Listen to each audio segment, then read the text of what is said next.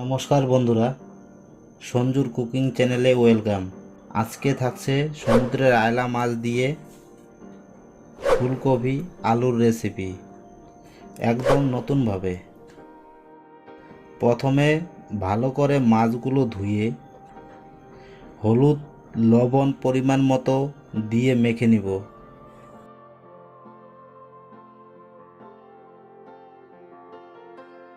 কড়াইতে পরিমাণ মতো রান্নার তেল দিয়ে তেলটা ভালো করে গরম করে মাছগুলো এক এক করে দিয়ে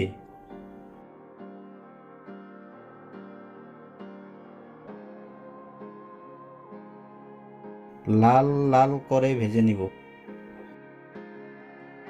দ্বিতীয়বার বাকি মাছগুলো দিয়ে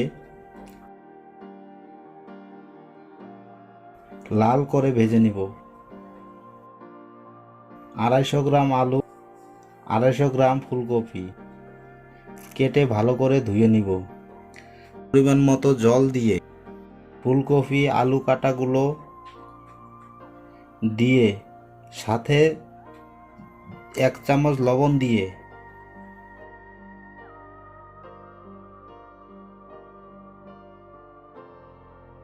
3 থেকে 4 মিনিট ঢেকে কম করে সিদ্ধ করে নেব, যাতে ফুলকপিটা গন্ধ না হয়।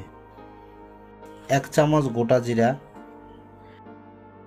মিডিয়াম সাইজের 2টো পেঁয়াজ,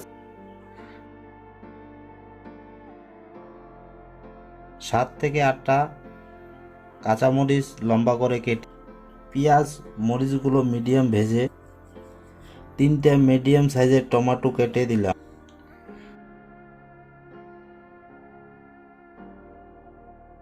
টমেটো দেওয়ার পর কম করে ভেজে নিয়ে আদা রসুন বাটা 1 চামচ, কাঁচা মরিচ বাটা 2 চামচ ভালো করে 1 মিনিট ধরে মিশিয়ে নিয়ে 1 চামচ লাল মরিচের গুঁড়া, 1 চামচ হলুদের গুঁড়া, 1 চামচ জিরার গুঁড়া, 1 চামচ ধনিয়া গুঁড়া দিয়ে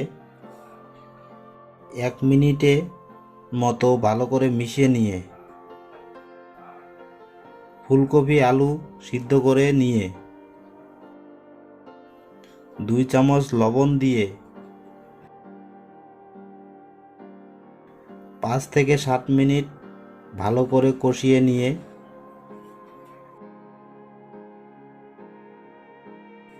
কষিয়ে নেওয়ার পর পরিমাণ মতো জল দিয়ে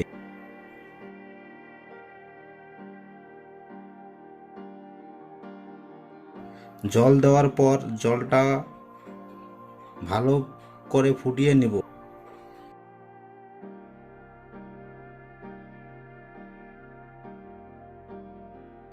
তারপর একে একে মাছগুলো দিয়ে দিব।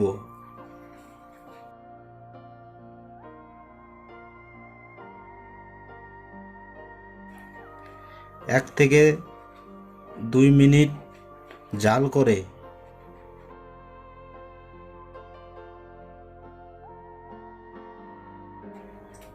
ধনিয়া পাতাগুলো দিয়ে দিব। ধনিয়া পাতাগুলো দেওয়ার পর কিছুক্ষণ জাল করে নামিয়ে নিব।